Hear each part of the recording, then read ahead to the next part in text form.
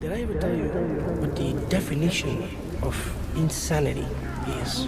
Insanity is doing the exact same fucking thing over and over again, expecting shit to change. That is crazy.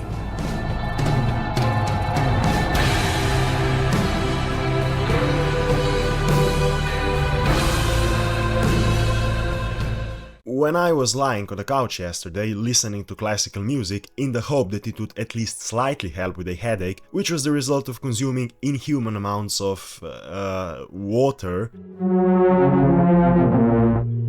I came across this Renaissance painting by a Dutch artist. It depicts the blind leading the blind, and I thought, holy shit, look at this. It's the most accurate description of our self-improvement gurus, plaguing the social media. I have mentioned in my previous videos that when it comes to internet trends, they mostly die out like hyenas in the desert, falling prey to influencers, who have long run out of ideas and now wander through this vast graveyard, looking for corpses of these trends to resurrect. Cancerous morning routines. Yes, I haven't seen that one in a while. Dr. Frankenstein, we need your help. The self-improvement rabbit hole is like the old grandfather to all those smaller pieces of horseshit like looks maxing, motivational quotes, hustling, etc. It's like a matrix, a fuel for the content, a fuel that never runs out. But I think that this preamble was long enough, so let's get to the meat of this video.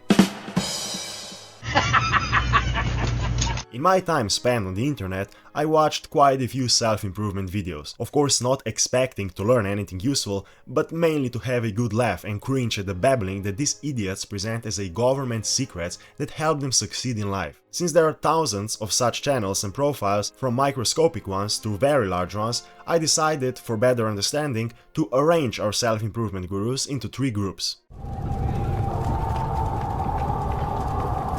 About 90% of these clowns fall into this group, and it is by far the largest one. Here we find clones of the biggest and most influential faces like Andrew Tate, Sneeko, Adin Ross and so on. These are the teenagers that I call self-improvement hustlers. They're the funniest ones, and somewhat pitiable because they behave like parrots, constantly repeating the same foolishness as their idols, hoping to gain followers who are even more naive than they are and sell them their cancerous courses, all in the hopes of getting rich overnight so they could ride their Ferraris or, Bugattis one day. Unfortunately, they don't realize that they come off as retarded misogynists and racist douchebags because they lack the acting and manipulative skills of their idols, if I may express it that way, and ultimately become punching bags for YouTube critics. Bruh. In the same group, we also encounter the clones of the most influential motivators like David Goggins, Jocko Willink, Wim Hof, etc. These are the clones that I call self-improvement motivators, and they really grind my gears because they abuse the ideas of these actually respected people that I mentioned and have nothing, and I repeat nothing, in common with them. These nitwits dominate Instagram Reels and YouTube Shorts and hide behind names like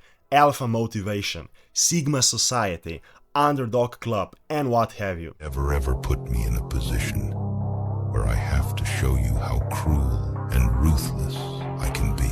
If that didn't scare you to the bones, I don't know what will. Anytime I see a reel with a voiceover or some drill sergeant yelling motivational things with popular TikTok music playing in the background, my stomach acids start to rise, because I know that behind each such post is a frustrated incel who hasn't touched grass in a very long time. Both self-improvement hustlers and self-improvement motivators can be recognized in real life by the following traits: unjustified but fragile ego, extremely poor social skills, inability to lead a normal dialogue, envy towards everyone with higher IQ and education, lion tattoos, and cringe motivational quotes as phone backgrounds.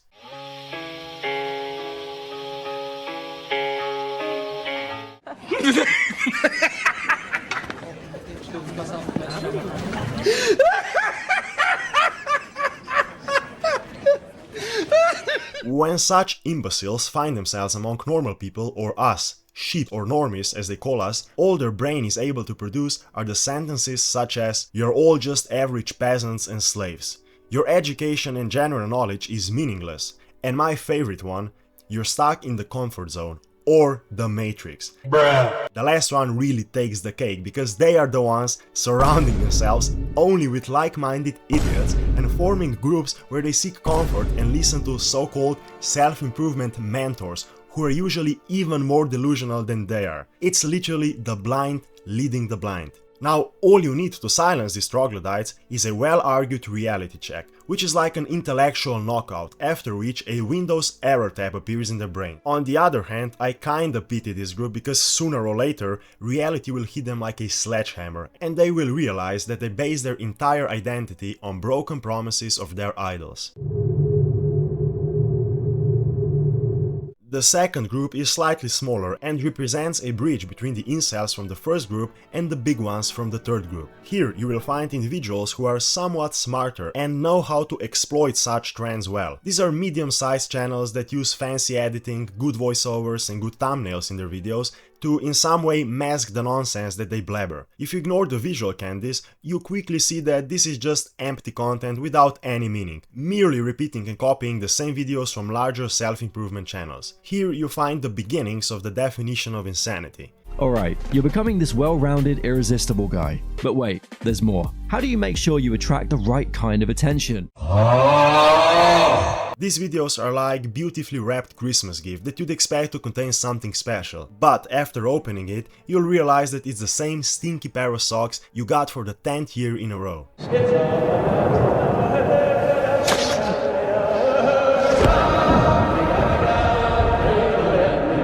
And now we come to the grande finale, the big ones.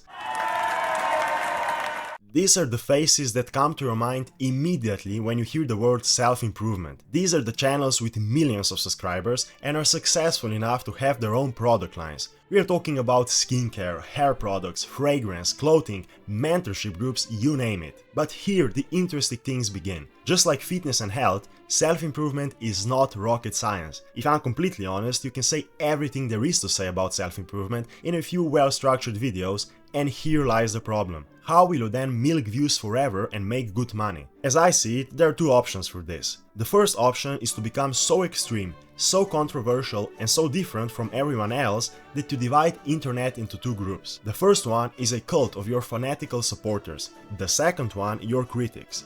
And of course, you remain in the spotlight just by having these two groups fighting battles on social media. A textbook example of this is Andrew Tate. If you make the most out of a few months where your popularity is at its peak, you earn enough for a lifetime, if of course you don't end up behind bars. The second option is the safer one and is therefore used by the vast majority of self-improvement gurus. And that's the true definition of insanity. The never-ending repetition of the same fucking logical things over and over and over again.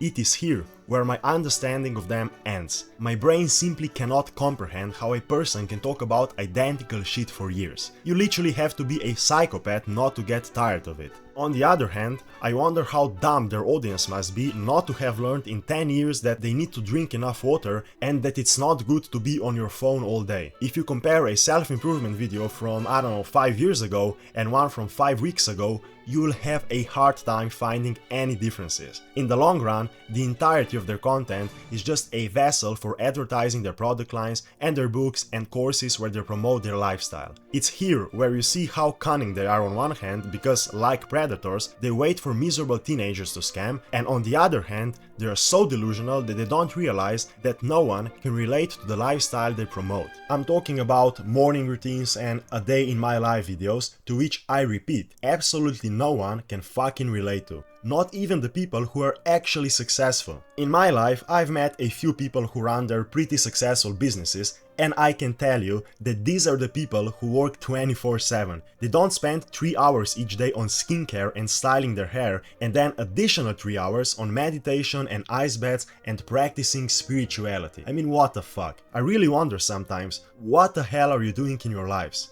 And here lies the hypocrisy. These morons don't even believe in, let alone practice, 90% of the things that they promote. Don't believe me? You should. First, get an edible oil. This can be sesame oil, coconut oil, or olive oil. This is not just a trend that your grandma told you. I'm not a master of deduction, but I can guarantee you that this is just a stupid fucking trend. This is proven by science. They grabbed 75 kids Very poor choice of words there. and had them rinse their mouth with sesame oil. By the end of the study, researchers found that sesame oil was extremely effective at reducing the levels of bacteria that cause bad breath. So I want you to try this yourself. Go to your kitchen, grab 1 tablespoon of olive oil, and then put it in your mouth and start swishing it around like mouthwash between 15 and 20 minutes. I mean, what the fuck, man? What kind of psychopath would do this every day for 20 minutes? People have jobs and occupations, you see. After, I want you to spit it out. I want you to spit it out. Definitely not a talent for writing. Now, the biggest irony is that you can watch thousands of these videos and you will still be in the same place as before. And that's their goal. They give you that minimum that keeps you interested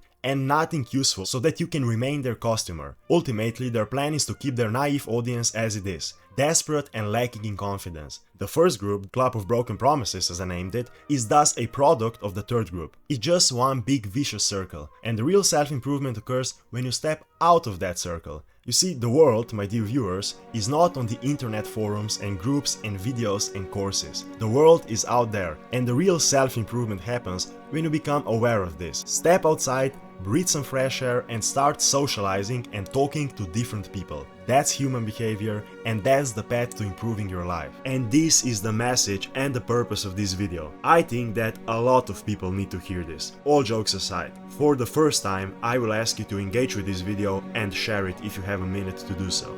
Thanks for watching and see you soon.